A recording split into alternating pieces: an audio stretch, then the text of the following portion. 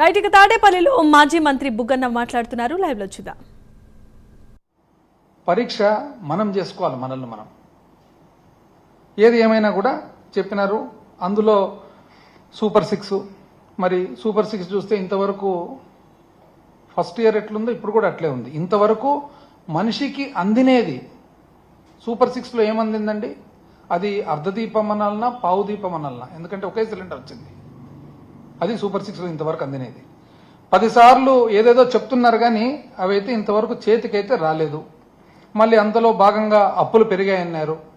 చూస్తే వీళ్ళు చేసినన్ని అప్పులు ఎప్పుడు చేయలే, చరిత్రలోనే చేయలే. ఒకే సంవత్సరం 1,00,000 చిల్లర కోట్ల అప్పు చరిత్రలో ఎక్కడ జరగలే. మరి జీతాలు ఇది కూడా చెప్పినారండి. ఏమని? అసలు జీతాలు లేని పరిస్థితి అని 19 అంటే ఆర్థిక శాఖ మంత్రి గారు, ముఖ్యమంత్రి గారు చంద్రబాబు నాయుడు గారు ఎప్పుడు పీఠం ఎక్కినా కూడా జీతాలు లేని పరిస్థితి ఉంటుంది. ఉదాహరణకు 1995 అన్నాడు. నాకు తెలిసి 95లో సర్ప్లస్, ఆంధ్రప్రదేశ్ రాష్ట్రం ఉమ్మడి రాష్ట్రం సర్ప్లస్ బడ్జెట్.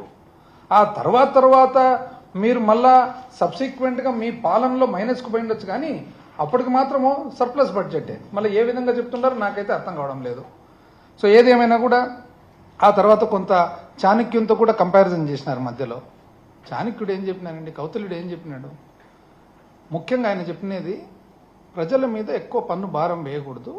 ఆ ఉన్న ఏదైతే డబ్బులు మనము పన్ను ద్వారా, పన్ను లేనిది ప్రభుత్వము పరిపాలన జరగదు. ఆ పన్ను ఏదైతే వస్తుందో దాన్ని జాగ్రత్తగా చాలా ప్రుడెంట్గా ఖర్చు పెట్టాలని అన్నారు. ఎంత మనకు శక్తి ఉందో ఆ మేరకే చేయాలి తప్ప అంతకు మించి చేయకూడదు అన్నారు. దీంట్లో నాకు తెలిసి చాణక్యుంది ఏది ఫిట్ కావడం లేదు. ప్రజలు ఒకసారి ఆలోచన చేయాలి.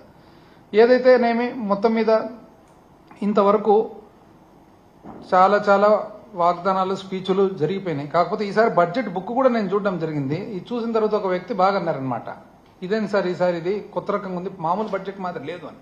మీరు గమనించినారు లేదు, పరిశీలించినారు లేదు? అందరూ మామూలు టైప్లో లేదు, ఇది మార్చినారు. మామూలుగా మనకి ఎక్కువ బడ్జెట్ ఇన్ బ్రీఫ్లో అన్ని ఫిగర్స్ వస్తాయన్నమాట. ఆ కొన్ని తీసేసినారు. ఏవేవి తీసేసినారు? రాష్ట్ర అప్పు గురించి ఉండే తీసేసినారు. దీంట్లో పబ్లిక్ డెట్ తీసేసినారు, పబ్లిక్ అకౌంట్ కూడా తీసేసినారు. లేదు, ఇంక ఎతకాలి. ఇప్పుడు లోపల పోయి మళ్ళీ ఎక్కడో పెట్టింటారు. మెకనాస్ గోల్డ్ కదా ఎతికినట్లు మేము ఎతకాలన్నమాట. నెక్స్ట్ మళ్ళా దాని తర్వాత గ్యారంటీలు ఎక్కడ ఉన్నాయనేది కూడా, ఆ గ్యారంటీలు సహజంగా కూడా వాల్యూమ్ 5.2లో ఉంటాయి కాబట్టి చూసుకోవచ్చు. కాకపోతే ఈ రెండు దీంట్లో కూడా ఇస్తారు మామూలుగా, ఈసారి ఇవ్వలేదన్నమాట. అయితే ఒకరు మాత్రం బాగా చెప్పినారు. ఏమిది అంటే, ఇదేదో కలర్ ఎక్కువ ఉంది సార్, కాకపోతే కంటెంట్ తక్కువ ఉంది అన్నారనమాట. బాగా చూస్తే కలర్ ఎక్కువ ఉంది, కంటెంట్ తక్కువ ఉంది అన్నారు. నేను కూడా చూస్తే అన్ని ఏదో గ్రాఫుల రూపంలో ఇచ్చినారు మొత్తం మీద.